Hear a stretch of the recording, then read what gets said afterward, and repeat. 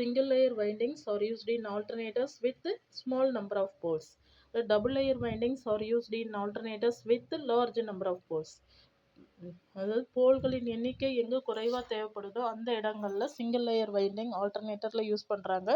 போல்களின் எண்ணிக்கை அதிகமாக தேவைப்படக்கூடிய இடங்களில் அந்த ஆல்டர்னேட்டரில் டபுள் லேயர் வைண்டிங் யூஸ் பண்ணுறாங்க. இப்போ சிங்கிள் லேயர் வைண்டிங் டயக்ராம் தான் முதல்ல இருக்கக்கூடிய டயக்ராம். இதில் பார்த்திங்கன்னா எல்லாமே கீழ்ப்பக்கம் தான் அந்த ஸ்லாட்ஸ் இருக்குது. அதில் ஒரு காயில் சைடு தான் கண்டக்டர் வந்து வருது.